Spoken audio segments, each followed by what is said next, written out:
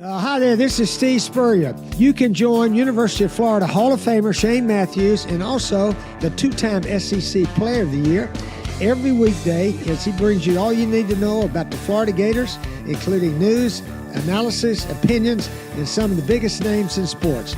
You can find him on Spotify, Apple Podcasts, Google Podcasts, or wherever you listen to your favorite podcasts. Or you can watch him live at 8 a.m. on Facebook, YouTube, or Twitter. Good morning. It is a live edition of PodUp with Matthews in the Morning from the International Diamond Center Studios, locations across the state of Florida, right there at Celebration Point in the heart of Gator Nation. Swing on by to International Diamond Center. Remember to follow and like us on Facebook and YouTube and Twitter. You can listen to us on 39 digital platforms like Apple Podcasts, Spotify, Google Podcasts, iHeartRadio, all the other ones as well. If you missed it last night, Carolina Hurricanes win 4-2. They take a 3-2 series lead, one game away from the Stanley Cup championship. And we have World Cup action, which, JC, by the way, you're on the Titan No More hotline. Did you watch any World Cup yesterday? I watched them both. On what channel? FS1. Okay, because my YouTube thing usually shows you like the sports. I thought it was on Fox. So I went to Fox. It was never on Fox. Not that I really gave a damn, but I was like, okay, it's probably on some Amazon Prime. Yeah.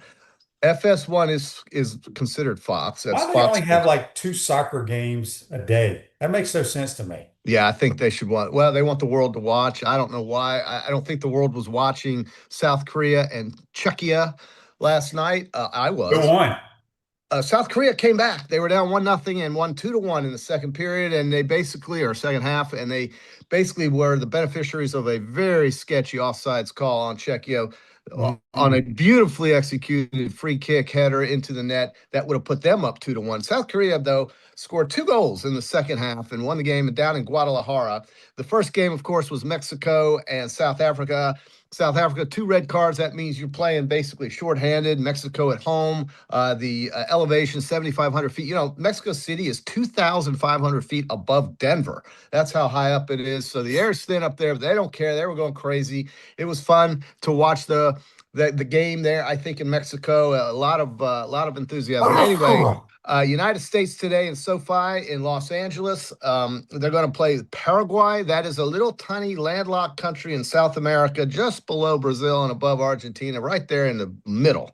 And so they're coming. The United States has a chance to advance out of this group stage. They have Turkey, they have Paraguay, they have Australia, and then, of course, them. And they are picked to advance out of the group stage. So we'll see if that happens. They need to win today. You have to win your first game. They should beat Paraguay. That game is tonight in Los Angeles. I'm captivated by this whole thing because it just it spans border to border, coast to coast. In this country, there are people everywhere. The Europeans come over here and they love it. They love the fast food. They love it when it rains. They love it when it rains and it's warm outside and it's not freezing. They think that's wonderful. They can't get over just how safe they feel they are. Some guy from South Africa was literally saying, if I were to walk down the street like that, I might not come back with my arm intact. And he was just, I said, well, have you been through Chicago? Have you been through Queens? But the reality is that the rest of the world is coming here and they love being here because of the things we take for granted that maybe the rest of the world has to deal with. And we don't think about that. We take our freedom and everything we have in this country for granted. Not, I'm saying all of us, but many people do in this country. We're so damn lucky to be living in this country and to have been born in this country when you consider the rest of the world and the billions of people who have to travel here to be here. So that's my little USA 250 speech, but it's damn right. So anyway, we've got a lot to celebrate aside from the World Cup, QB, because college baseball's World Series is on the stage. For me, this is the last event of the 2025-2026 sports season, even though we do have World Cup that's going to go into July. But I think the College Baseball World Series is a great American event, and I've got five teams that I think could win this. And they're not all SEC teams. I like these guys. I know you don't like them, but they hit They the have ball. zero chance. They have zero chance, just like I'm sure you thought they did here in Gainesville. I don't know how we lost to them, but they're Well, not I very do. good. I'll tell you exactly how you lost to them. You got the ball hit out of the park, and then And we then couldn't you, hit either, so that's a bad combination. then yes, very bad. Then you got these guys with two pitchers who are as good as anybody in the entire field, but their offense can be a little suspect at times, even though they have a 41.5 on base percentage. This is my team right here that I think can get out of the side that they're on, which is the non-SEC side, because you got West Virginia, Troy, and North Carolina, and they are the only SEC team on that side. So I like their chances. I think these guys are maybe the hottest team right now going in on offense. Their hitting is incredible. Nobody saw that coming. And then you've got, of course, these guys. And these guys, they're the best team overall. Well, they do, but that doesn't mean they're going to win the tournament. And then you've got these guys who I'm wearing right here, and nobody knows anything Why are you not going to the College World Series? Have you seen what ticket prices to fly to Omaha are? Well, you could have driven. What? Driven to Omaha? Well, you could drive. You could fly somewhere close and then rent a car. Maybe you're not a true Alabama fan. Right. When I was 21 years old, I would have thought about driving, but I'm not 21 anymore, my man. That ain't happening. I barely can drive to Biloxi, Mississippi from here. Dear Lord. Yeah. So anyway, that's going to be really fun to watch for me. And we got 2 games tonight: Troy and West Virginia, North Carolina and Mississippi, and then tomorrow it's Alabama and Oklahoma, and then the game that I think everybody is really excited to watch, and that's Georgia and Texas, 2 of your big favorites. Yeah. Okay, so someone on here, it was Kanye Ryan, brought to you by Quality Plumbing, says, who has the early lead in Jello shots in Omaha? It's Ole Miss over West Virginia. But I did see where you would think that when you buy the shots, people have to actually eat them or drink them or whatever. You take your Jello shot, you got to put your finger in there. Yeah. The Blue Delta Jeans Company. Blue jeans. It's a $450 pair of jeans that are custom made for you. They're based outside of Oxford. Yeah. The company bought like 1,000 shots, but they just said, here's 1,000 shots, but it wasn't like people were actually taking the shots. Oh. So they were saying that wasn't legit. But anyway, it's going to come down between Ole Miss and West Virginia when it comes to the Alabama fans don't drink that sweet stuff. No, y'all were in like dead ass last. Well, that's because Alabama fans have a little bit more. We're not, we're not in high school. We like bourbon. That's what Alabama fans drink, and beer, bourbon and beer. That's what Alabama fans are going to drink. We're not going to drink that sweet. Yeah, but hey, good for them. I'm not criticizing. I'm not a hater. I think it's great. Suck it down, baby. But I think Mississippi is really, really solid, and I do like them. So correct me if make sure I'm correct here, JC. Yep. They do not flip the brackets in the men's College World Series, do they? I don't think so. No. Okay. So I'm going to pick Ole Miss is going to play Texas for the national. Yeah, I mean that's a good pick. You can get 8-1 on Mississippi right now. Right now, I think you got to jump on that, QB, because then if Mississippi makes it, you can take Texas at probably even money in the games when they play them, and just make sure you make money. It's called monetizing your ticket, and it's exactly what I just did with the New York Knicks. San Antonio is not out of this series. San Antonio believes, I think, as a team that they should be up 3-1. San Antonio, and I feel like, look, I've been on the Knicks the whole time, and I'm going to collect that 8-1 ticket. But right now, I'm going to put 2 times what I bet on that 8-1 ticket on San Antonio to come back at 4-1 and guarantee myself a massive profit. And the reason why I think San Antonio still has that opportunity is because you have to win 3 more games to get to 4, but realistically, I think they only have to win 2 more games.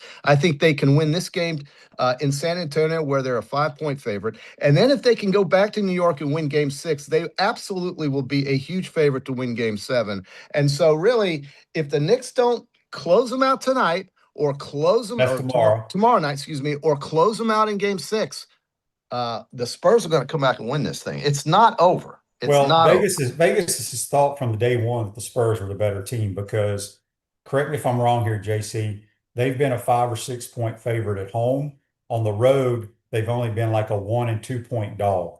Yeah, I mean, I think the prevailing thought process is exactly that. But I also think that the Knicks are a championship worthy destiny. team. They're a championship worthy team. Why? Unlike OKC, they don't quit.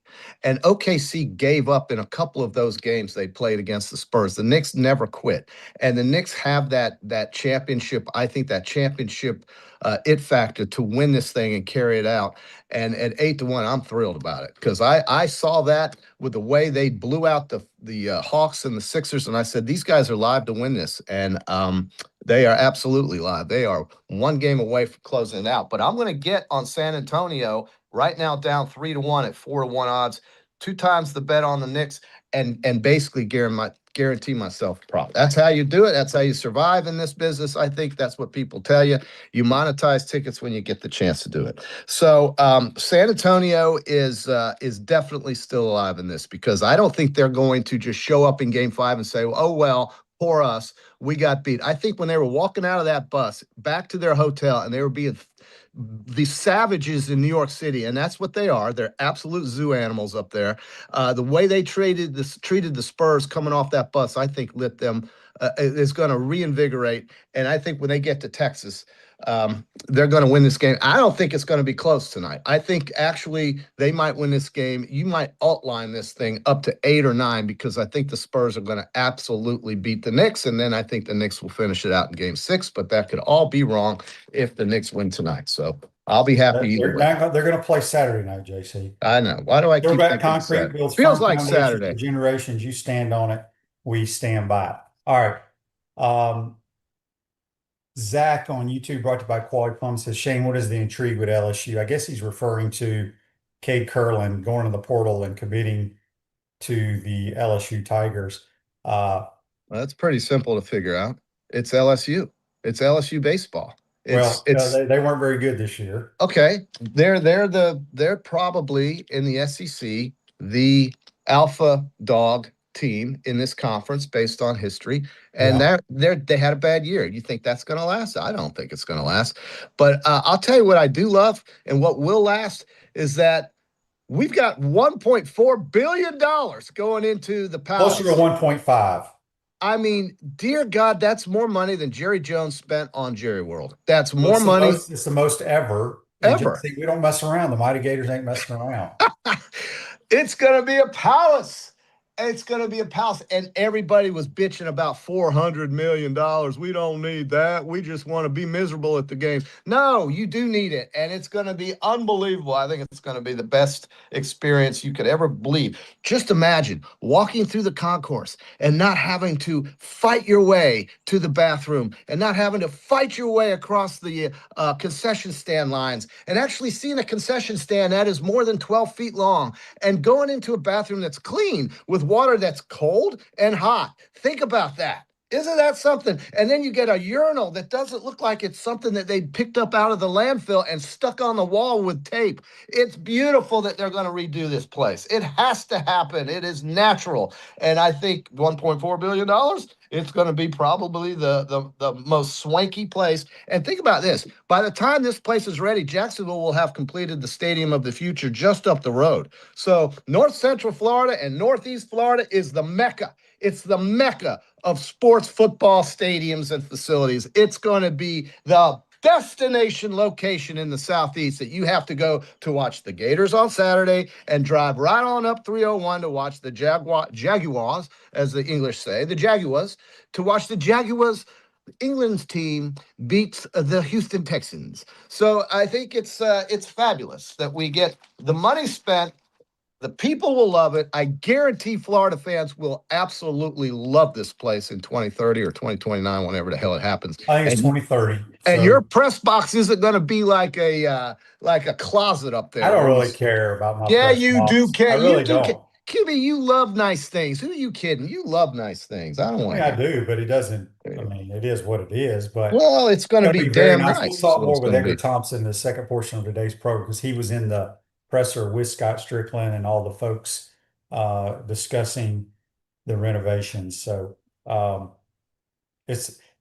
lot of people say it looks like Lambeau Field, kind of what they did. I would agree with that. Lambeau's my favorite. Yeah. Well, they redid that place too. They've done it multiple times. Yeah, QB Chris Paul, 64.19. So how much are ticket prices going up? You know what I'd say? No idea. Say you're still going to pay it, Chris. Especially when the Gators are out there contending for an SEC, you're still going to pay it. So I don't know, man. I think it's the best news they've gotten around here since John Summerall got hired. That's the truth. That's Now the I just best. got to go win ball games. Well, I know, but that's what his business is. He does that, and I don't want to hear about how Billy won at Louisiana. It means nothing. This guy won at two different places, and especially at a place in downtown New Orleans, which never won anything since the '60s. So he wins. He knows how to win. Players are the same everywhere. It just depends on what scale you're coaching them on, and this scale here is a little bit higher than it was at Tulane and Troy, and he'll do just fine. He'll do just damn fine. The guy at Troy, who was watching his baseball team run the score up, basically said the University of Florida got a home run in John Summerall, who was, I guess, the coach who is now coaching Troy, who was an assistant with John Summerall. I don't know his name, but I was told by a friend, Hack, my man Hack, was telling me that this guy said that the Gators basically hit the lottery with John Summerall. We'll see, but I it's got to be better than the garbage man they had down here for the last 4 years. So I'm very happy about it. Go. JN Sports brought to you by Campus USA Credit Union. We're proud members Stephen or Spurrier Banks. In 2023 NBA Finals, the Denver Nuggets beat the Miami Heat to win the franchise's first championship, and the Joker was the MVP. What is GMFG, QB? You had that shirt on the other day, and Chris Paul says, "Damn right, JC, GMFG." You don't know what that is? Go, mighty, effing Gators. go, That's mighty, Coach Summerall's little. go, mighty fighting Gators, right? Go, Yeah, mighty you can fighting call it that Gators. if you want. I'm wearing a Troy hat. What the hell? I better put on my North Carolina hat because they're not SEC. I tell you, it's a great time of year, man. We got 1 week to the U.S. Open, QB. 1 week to the Speaking of that, third major, rather. our Peachland Dental picks. Peachland Dental, Gator Nation's number one choice. Canadian Open doesn't matter. Areas. Doesn't. We got two guys tied at the beginning. At the top. I have Sam Burns. You have Koepka. Yeah. But again, whoever wins this is going to shoot 22 under par. It's a freaking joke. I can't wait until next week. Well, now, the problem with Shinnecock, and we'll talk a lot about it next week, Shinnecock is very penalizing if you miss the fairways, but they have big-ass fairways. yes. But there's no trees basically out there. No, I just wish they would bring those fairways in. Yeah, no, I do. I agree. But the USGA is really good at this. That place is not going to get lit up. No, I know. It's not. It's going to be windy. I think it's going to be a very good test of golf. I want to clarify. I agree with Kanye Ron, LSU baseball superior, and Zach 6824. Gator fans think of LSU as equals. No, I think Gator fans look down at LSU as they should. But basketball, football, I can go on. But LSU and baseball is clearly that is the gold standard in this conference. And yes, they had a bad year, but they are. Just look at the championships. That's all you got to do. Did you know gold and silver have outperformed the S&P 500 over the last 25 years? Money Metals specializes in helping first-time investors, plus they're owned by two Gator grads, Mike and Stephen Gleason. To learn more, visit moneymetals.com. So JC, you've worn every freaking hat. Do you have every hat of every team? I don't. Well, I don't have Mississippi. I don't have West Virginia. That's okay, the only one. Shame on you. Okay, having said all that, shame on me. Country roads take me home. You jump from one team to the other depending on the day and who won, but nobody's played a game. Nobody's won a game. Nobody's lost a game. Who wins the College World Series? Yeah, I think the winner of the College World Series, as I said a week ago, is going to be Texas. But that's because I think they're the best, most complete team, which absolutely does not mean that's going to happen. I think Georgia is right there with them, but Georgia's pitching is suspect. We saw what Mississippi State did to Georgia's pitching. So I'm no way in hell, and I'm not wearing a Georgia hat. There are two hats I don't wear, QB. You know what they are? That would be Georgia probably an Auburn hat, and a Georgia hat. Georgia. I'll even wear a Florida State hat with the old peninsula. Okay, so back to the question. You just hemmed and hawed around. Is it Texas or is it Georgia or is it hemmed and hawed with the Longhorns? Yeah, you're like those damn people at a briefing in Congress. They can't answer a question. I am not that guy. Well, look, I do think it's Texas, but I'm not rooting for them. I'm rooting for Alabama. And then if Alabama can't get through, this is my second team are these guys. And then my third team or second team would be these guys. It's these guys or these guys. The rest of them are just teams to me. But I do have a soft spot in my heart for Mississippi because I just love the state. It's my second favorite state in America, actually third, behind Florida and Nevada. And then, and I do love Texas. Maybe it's fourth. But I really respect what these guys have done because when you lose 30 games and then you show up at some powerhouse's backyard and do what they did, they showed me a personality. And so how can you not root for at least a little tiny school in southeastern Alabama called Troy? How can you not root for them? So I would say definitely look at them. But I know you don't think they have a chance. So we'll see. You can't see this. There he is. I see his eye. There's the Colonel. Yeah. How come I can't see that? It's right because I have that background thing. Okay. A friend of mine painted this for my dad a few years ago, many years ago, and I have it. So it's a picture of Colonel Reb that they painted. It's pretty cool. I think it would be really cool if Mississippi and Alabama played in the finals. But that's a long shot. Joseph says on Facebook Live, brought to you by Mel, JC answers questions about like Billy Napier. You never get a straight answer. No, I do give you a straight answer. I just got to take the long way around the block, Yes. Because I'm not in any hurry here, QB. This is the early like morning. I said, we'll start taking wagers when you and Kevin Winter are on a program together. Who gets the Kevin Winter is fabulous. I don't know where you guys even breathe when y'all are on the show. Where it's called energy, bro. Where did you find Kevin Winter? I tell you what, the RUF did something very well. It was hiring me to be the sports director at UFT, actually is what it was. But WRUF was the radio station I got to work with. And then the second greatest thing they ever did was hiring Kevin Winter. Oh gosh, he is fun, man. I love that guy. I hope he sticks around. Boston to Gainesville takes a little adjustment, but I think he's really enjoying it, just like the Brits do when they come here and eat Popeye's chicken, and they can't believe that you get to dip it in some sauce, and it's warm outside, and it's raining, and they don't care. They love the fact that it's 90 degrees. It's like, wow, this feels good. It's not 46 and cloudy. So, it's the World Cup's great. The College Baseball World Series is great. John Summerall is great. The boys over there at UF who want to spend some money and make this place a palace, they are great. They'll just do a bond offering, and they'll get some private donations, I'm sure, and there'll be some revenue opportunities through the process. But it'll be a bond, and so what? That's what bonds are for. Rates are down, do it. And I think it's really upside all around here. It really is. Forget about the way the basketball season's ended. 25 is over. Go forward. Go forward. All right, last thing before we get you out of here on the Titan MR text on Monty says, regarding the stadium, I realize that after the renovations are completed, there will still be 88,000 seats, but is it known how many lower level seats will be eliminated to comply with ADA? I'll ask Edgar to see if he knows the answer to that.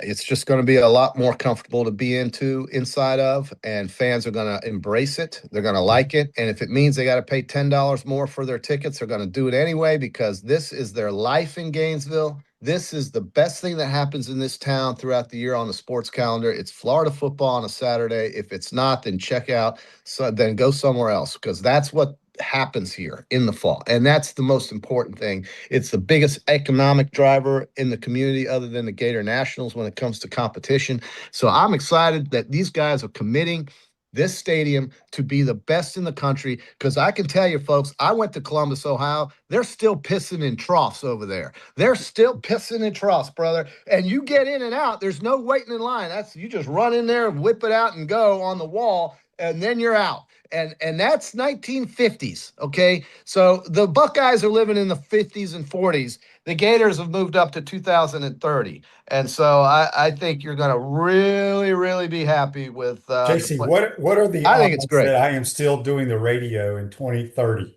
What are the what? What are the odds? The odds. If they're winning, the odds are better than even money. If they're losing, they may run you out of here, QB.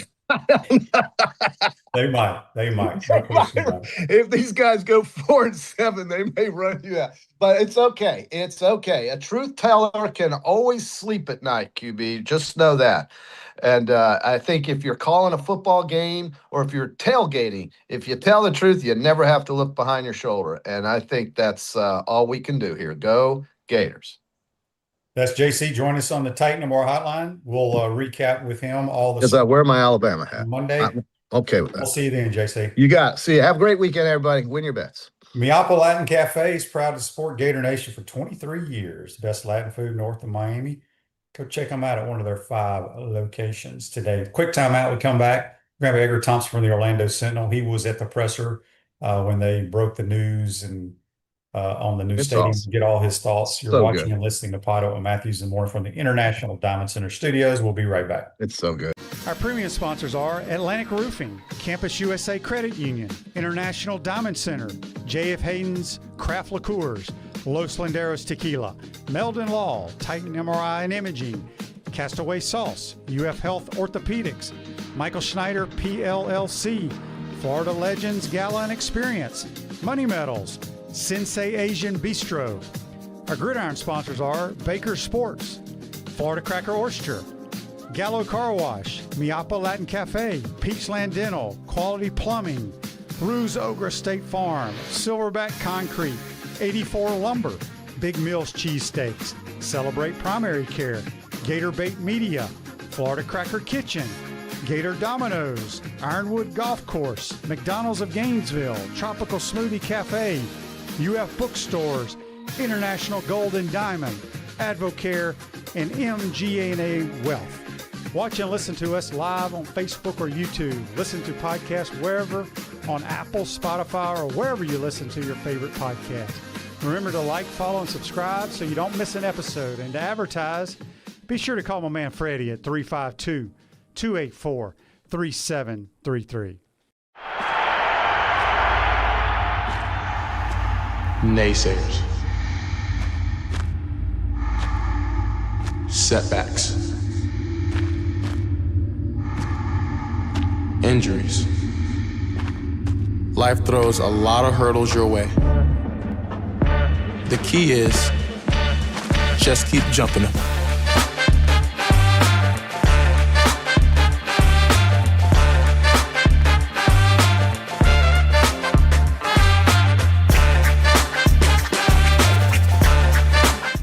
The jewelry store with the most likes, the most positive reviews, the most raving fans is International Diamond Center. IDC is definitely a place that I will come to as long as I live here. This will be my go-to place always. Literally the best jewelry store in town. You'll make friends for life coming in here. I felt like family from the beginning. The value was extraordinary. I've got a beautiful diamond on my finger and I'm very proud of it. International Diamond Center. I'm very happy to show it off. At Celebration Point and online at shopidc.com. Hi there, this is Coach Steve Spurrier, and I want to let you know that by popular demand, Spurrier's Gridiron Grill's delicious brunch is now served in a premium buffet. You have spoken, we have listened, and we're now serving Gainesville's only elevated buffet complete with an omelet station, ginger sage chicken sausage, shredded short rib, plus you can enjoy bottomless mimosas and Bloody Marys. So join us every Saturday and Sunday from 11 to 3 for the best brunch in town. Gainesville's best-kept secret is finally being revealed. Introducing Sensei Asian Bistro. Located in Celebration Point next to Spurrier's Gridiron Grill, Sensei delivers a one-of-a-kind Japanese-French fusion experience that's as refined as it is unforgettable. Indulge in signature dishes like our smoked New York strip, Chilean sea bass, matcha curry, or the crave-worthy Chunggang chili chicken. Pair it all with handcrafted cocktails, fresh crudo oysters, or our premium A5 Wagyu tataki. Sensei Asian Bistro. Make your reservation today. Welcome back to the International Diamond Center Studios. Florida Cracker Oyster Bar and Grill's the ultimate spot for seafood and more. No matter the occasion, they're ready to welcome you Florida Cracker style. Go check them out in Keystone Heights. Back to the Titan More Hotline. Our man from the Orlando Sentinel, Edgar Thompson. Good morning, Edgar. How you doing? What's up, Shane? We're ready to talk some World Cup? Well, I don't know anything about World Cup. I know we stink in soccer. That's all I know. I don't understand how the Americans can be so bad in soccer. Maybe you can tell me. But I don't know. if we say the World Cup was coming to Gainesville in 2030, would they be playing in the new renovated Swamp? They would. I don't know if they would because we ain't got enough grass. Well, we'd be on the other side of the field in the corner of the press box, but it's going to be open air. I asked Scott that the other day, and he said yes. It was originally going to be glassed in. That is going to actually be one of the things that's going to be cool. Is like all the luxury suites and all this because they're expanding those from 82 to 145 luxury suites. They're building up. That's kind of the thing. They're going to build this halo that's going to be really sharp. So that's kind of the big deal. I mean, that's where all the construction cost is going because of all the cranes and all the engineering that's going to be required to do that. But that's all going to be open air, no more glass. And I think they may have come to a realization or confirmation maybe of that approach during the Morgan Wallen concert, because you're in these luxury suites, you can't hear. Yes, I've said it from day one, ever since I came back, once I was done playing, and I would be invited into a skybox. I'm like, this is the dumbest thing I've ever been in. I was like, you can't hear anything. Nobody up here is watching the game. You might as well be in your kitchen at home. Yeah, So it's like a cocktail party. yeah, the best boxes that they have right now are in the touchdown terrace. Yeah, that's cool. Yeah, so it's going to be cool. It's going to take a long time, I guess, 4 years. It's amazing how all the work that Texas A&M did a few years ago, they did it in like a year. I don't know why it can't happen faster, but were you a media guy surprised at the cost? Because it's going to be the most expensive stadium we've ever seen. Yeah, it's like I wrote, there's going to be sticker shock for everyone. And he expects that, Scott. But he also just feels like this is an investment they have to make in what he calls the Florida football's greatest asset. And really, and he made the point, if you think about it, they're two Death Valleys, obviously LSU Clemson. You have the big house.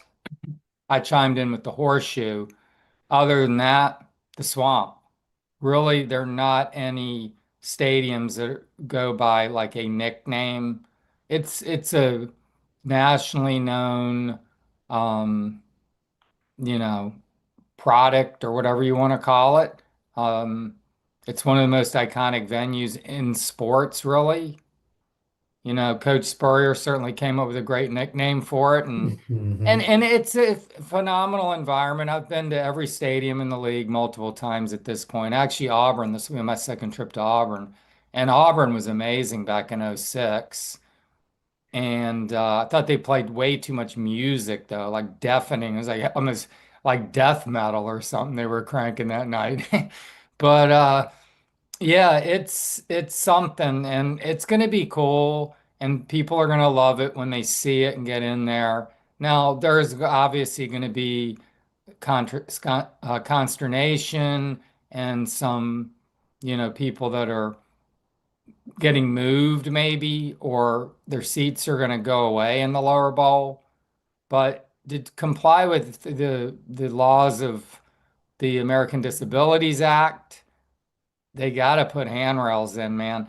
I don't know how people really our age or especially older, I mean, walking up and down those stairs up the railings, I mean, and especially if you're carrying like concessions or whatever, I wouldn't feel comfortable not being able to see my feet on those things. They're pretty steep and potentially kind of slippery, especially if it's damp. So Mhm. it's surprising people don't take screamers down those things every game, to be honest. Um, we had somebody ask earlier, I brought it up, but I was going to ask you, the capacity staying the same, right around 88,000. Hmm. What did Scott talk about like what they're going to do with the lower bowl? Is it going to be chairbacks? No, And what is going to be done first, I guess, because this is like a 4-year project. I think scoreboards maybe first is kind of what I'm hearing. He didn't tell us that necessarily. It's going to be a multi-phase project. So it might not be 4 phases, but it might be three, but one of them taking a 2-year period. They're doing it during the off seasons, obviously. They're not going to lose capacity of any significance. Perhaps one year there will be some capacity loss in a certain spot of the stadium or whatever.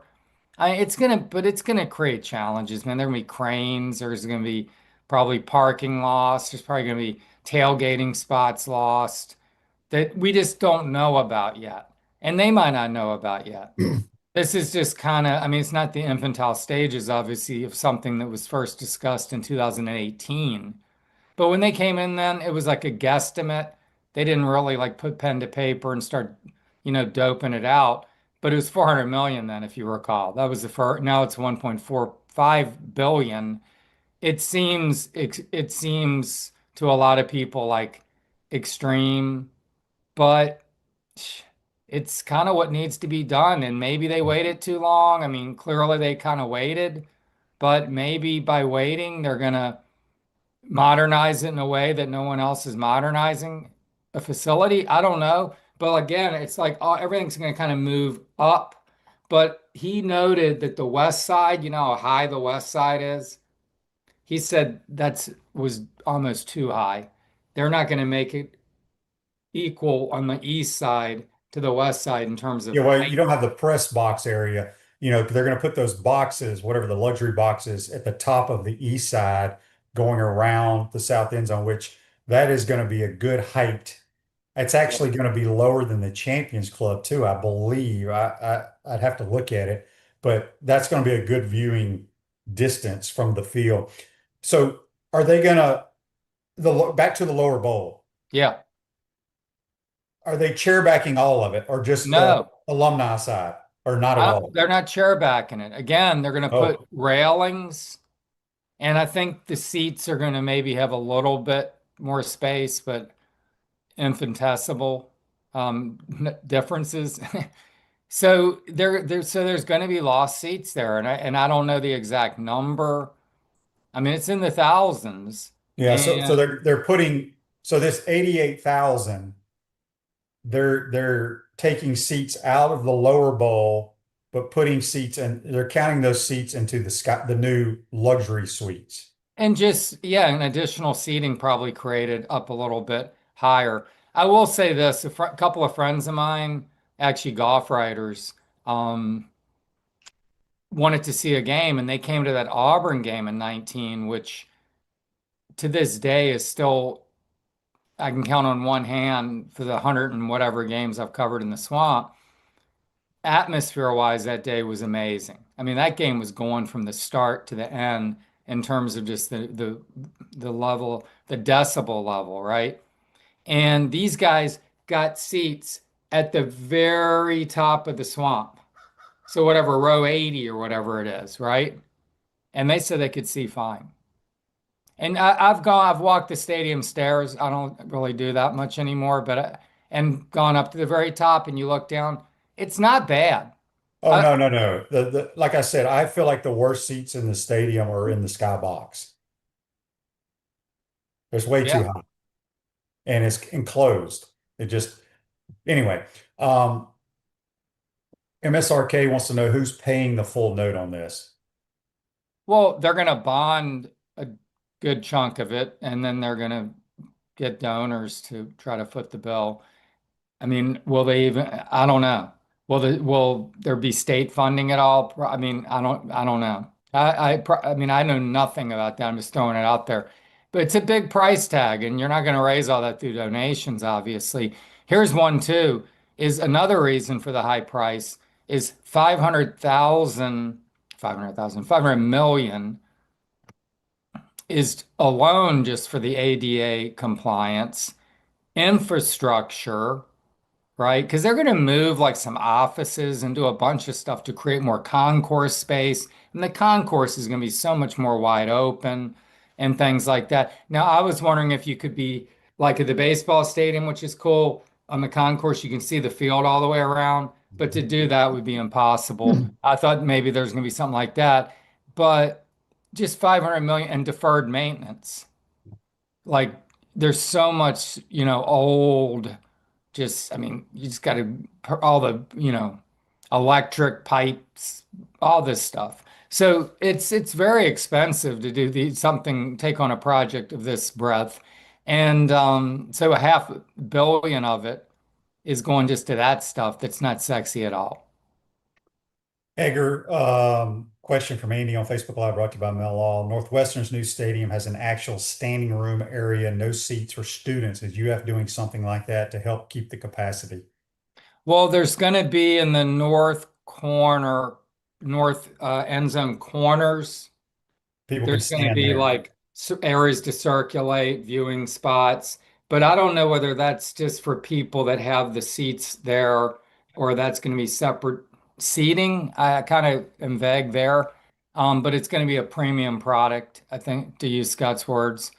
There's going to be a lot of premium products. And the people, I think his quote was, that are paying for the like premium stuff, their prices, they're going to see some rise in their cost, but the average fan, he said, will only see rises as basically in normal inflationary uptick, I think was the word he used. So they're not going to just jack the price, Scott says, on all the seats, but there is going to be price increases and donation contribution increases that come with the ticket for some of the real primo seating. Did he mention anything? Because I remember about 15 years ago, I was talking about it when I was doing radio with Steve Russell and stuff, that um, I always wanted us to put some type of skyboxes or another deck on the east side.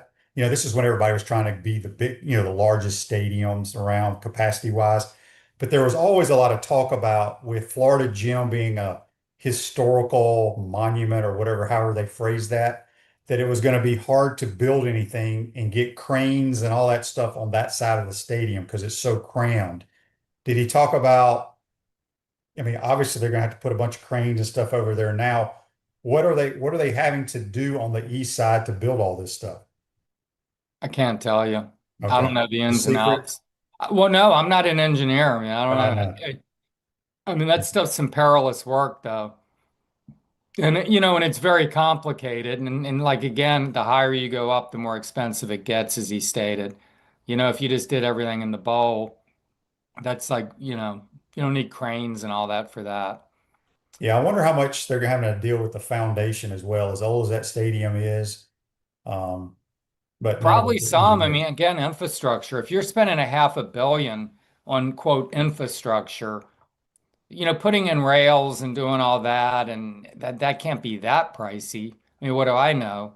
And in deferred maintenance, I mean, there's a lot of that. I remember going to a board of trustees meeting maybe 2 or 3 years ago. Ben Sass was president, and they were just talking about the deferred maintenance cost on campus overall. It was like $1 billion something. It was like there's just so much of that, underground stuff and behind walls and just the stuff that the bones of the facilities that just gets old and needs to be replaced. Sam on YouTube, I mean on Facebook Live brought to you by Mel, also where they're going to play 27 through 29. They're playing all their games in Gainesville. The construction will be going on, but we are not playing anywhere else, which I think is crucial. Baron 71 on YouTube brought to you by Quality Plumbing. If there's a bare minimum for visitor locker room amenities, I hope UF honors those requirements and nothing more. I don't know if there is when it comes to college athletics, Baron. I know in the NFL you have to have set standards for your visitors. The visiting locker room in the Swamp is high schoolish, and it's like that. It's like that in every SEC venue, even in Tallahassee.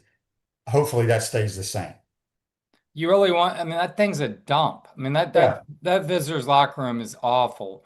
It's just like every other one, though. No, I'm not criticizing you up, but it's terrible. And if that's the, the way it is, but it's funny. So John Madden has wrote some books back years ago. They're good books. They got a little football history and stuff in them, right? And one of them he talked about the home field advantage and how you would just have the crappiest locker rooms and then like even have like a maintenance guy or whatever custodian as the Chiefs, I think, were the team, which was a big rival of the Raiders back in the 70s, saying, yeah, God, did you see those rats in there today when the team was getting there?